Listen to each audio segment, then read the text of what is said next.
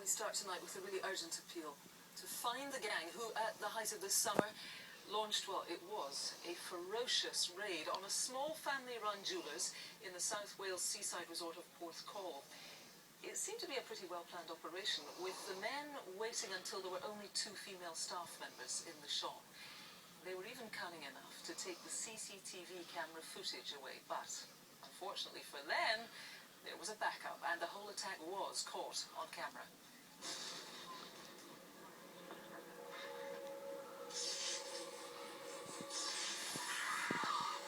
One of them sprayed my face. I was in terrific pain, and my face felt as if it was on fire. I'm blinded, I'll never see again.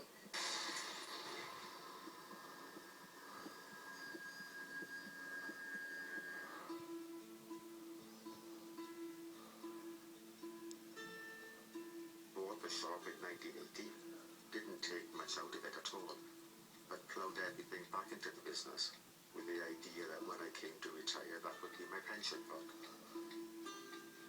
It's an old-fashioned shop based on almost Victorian lines, and we tend to be a shop for everyone.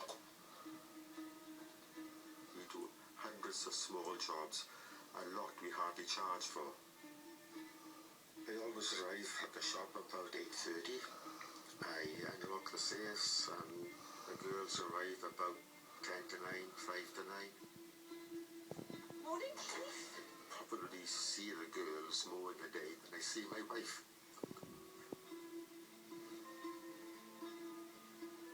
I've worked in the shop 30 years, been friends with Keith for about 40 years.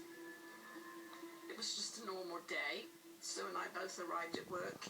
Keith was there, he opened the shop. He went off just down the road to the bank. On the way to the bank, I noticed these 3 gentlemen. They were smartly dressed, nice trim shirts, trim trousers, the traditional Jewish skull cap, which is not common in this part of the world. Came back from the bank, they were in the shop.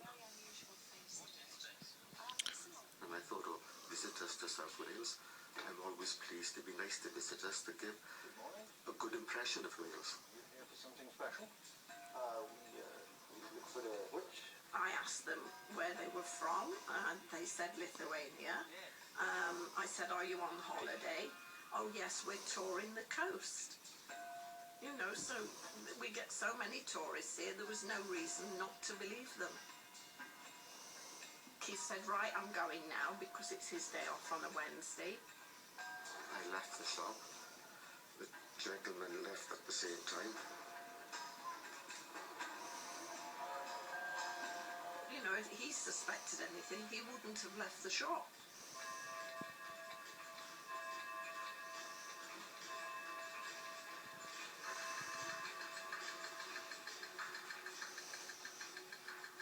Not long after, these men came back in again, and they'd been looking at a watch.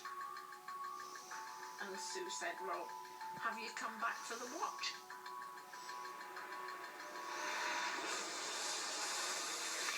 I heard Sue scream, and as I looked up, one of the men was in front of me, and that was it. He got this spray, and he sprayed my face and my eyes. Pushed me to the floor, and obviously I was in terrific pain because I couldn't see, and my face felt as if it was on fire. I immediately thought, it's acid, I'm blind, I'll never see again. Sue screamed. I think that's why they taped her mouth, and they taped her wrists like mine. She was over there on her own, but I couldn't hear her, so I didn't know if she was okay or not.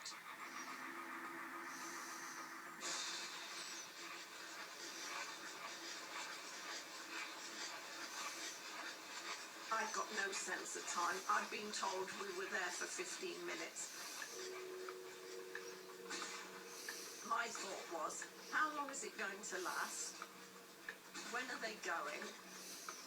Is anybody going to see anything through the shop door, which is a glass door?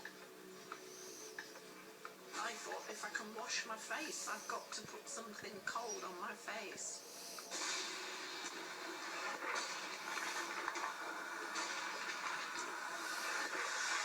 They targeted the very best stuff, the high quality and the most expensive items.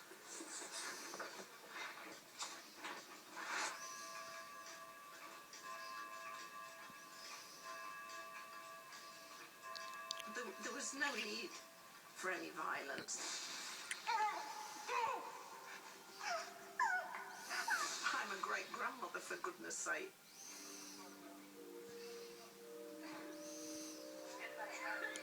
I had a frantic phone call from Mary to say that they'd been attacked.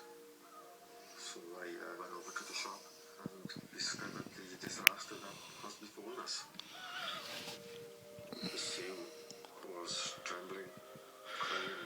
Mary was shaking. I felt sick. Angry and sick. I'm doubly nervous now, you know. I don't sleep at all. Any little noise and I'm awake. I can't go back to the shop because if anybody strange came in, I'd be jittery all the time, so I just cannot go back. 2 of my shop girls have left, so I'll be closing down. I'm too old to continue. I've got no more battles to fight and no more wars to win, so I'm going to finish. A terrible shame. Well, Detective Inspector David Rees, who is investigating this attack, is here with his team tonight. Tell me what you know for certain about these attackers. As well as the footage that's shown in the clock shop, we've got clear CCTV evidence in the second jeweller shop in Porthcawl from that morning. We believe the suspects are Eastern European, was probably from Lithuania. As they said, indeed, they mentioned that when they were asked. What about the vehicle they were travelling in, a car, a van, do you know? Yes, they were seen the day before and in the morning of the incident, driving a stolen VW transporter vehicle, which was displaying stolen Lithuanian number plates. The vehicle has since been recovered and we've seen some vital evidence from that. Okay. We believe that the suspects have links in the London area. I'm appealing to the Eastern European community in the London area. If they know these individuals, please contact us. David, we saw the damage that horrible spray thing did. In fact, you've got the actual spray here tonight. You did recover that. Yes, that's the actual spray. From the manufacturer's website, this apparently is the most potent pepper spray available in the European market. It is a Section 5 firearm and it's illegal to possess in the UK. Yeah, it really is a terrible thing. Well, for now, David, thanks very much. Really unbelievable. It's totally unnecessary, the amount of violence that was used. The images, though, are particularly clear. So if you've got an idea who these men are, please do get in touch now. You can call 0500 600 600 to speak directly to one of the team here tonight who are investigating. Calls are free from most landlines. Some networks and mobile operators are going to charge for the calls. The details are on the screen, all the numbers throughout the programme. Over to Martin.